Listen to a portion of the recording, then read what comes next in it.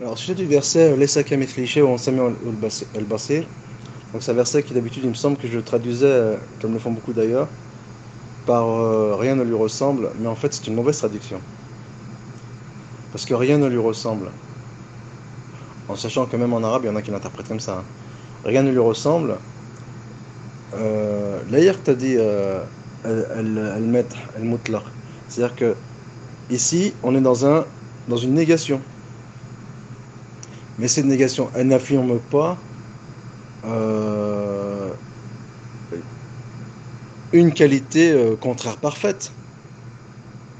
Parce que dans l'absolu, quand on dit rien ne ressemble à rien, une chose qui ne ressemble à rien, ça ne fait pas. Ici, il n'y a pas une notion qu'elle est mieux ou moins bien que la chose. C'est un argument qui est neutre. Et ici, on est exactement dans l'approche de Al-Kalam qui disent que eux, en fait, eux, leur négation, elle est neutre. Et d'ailleurs, le plus souvent, leur négation, c'est pour décrire le néant.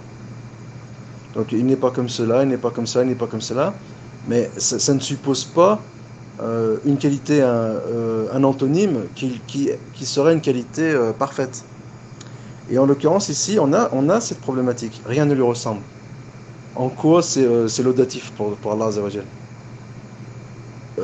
Ce que ça implique. Mais le fait est que ce que ça implique, il est dans le terme en lui-même. Donc, au lieu de dire rien ne lui ressemble, il faudrait dire plutôt il n'a pas d'équivalent. Puisqu'il y a, et d'ailleurs c'est un argument pour ceux qui voudraient, qui s'attaquent au Qadr al-Mushtarak, au dénominateur commun entre, dans les noms, dans le sens que concèdent les noms qui sont attribués à Allah Azzawajal ou ses attributs. Il y a un dénominateur commun entre Allah Azzawajal et ses créatures, dans les noms qui sont attribués à Allah Azzawajal ou ses attributs. Et quand tu dis rien ne lui ressemble, eh bien, ça n'apparaît pas le dénominateur commun. Mais quand tu dis rien ne lui est équivalent, non seulement c'est un terme qui est laudatif, mais en plus, on ressent cette notion de dénominateur commun. C'est-à-dire que oui, il y a un dénominateur commun au niveau du sens, et non pas uniquement au niveau des lettres et du terme, entre Allah Azzawajal et ses créatures, mais le fait est que pour éviter le tamthil, pour éviter de faire ressembler Allah Azzawajal à ses créatures, pour éviter cet anthropomorphisme, eh bien il dit, mais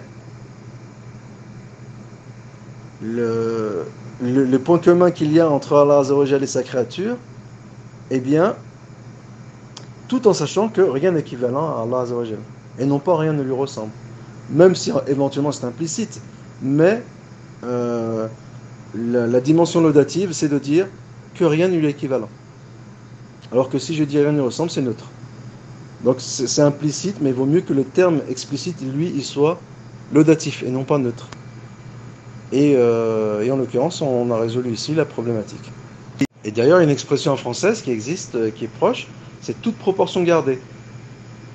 C'est-à-dire que quand tu dis, par exemple, Allah Azzawajal, il a une main et la créature a une main, mais bien sûr, la créature humaine, ou bien la main d'Allah Azzawajal, pardon, la main d'Allah Azzawajal, elle n'a pas son équivalent chez la créature. Et dans le langage courant, c'est une expression du genre toute proportion gardée.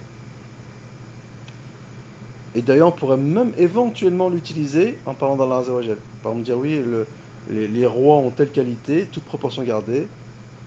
Et eh bien, Allah Azzawajal, il a cette qualité qui existe chez les rois, toute proportion gardée.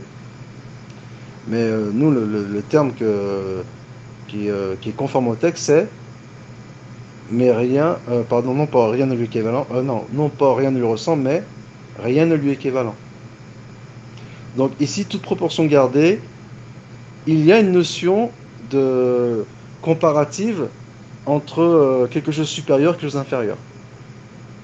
Et quand on dit rien ne lui ressemble, c'est neutre. Il n'y a pas cette notion de comparaison.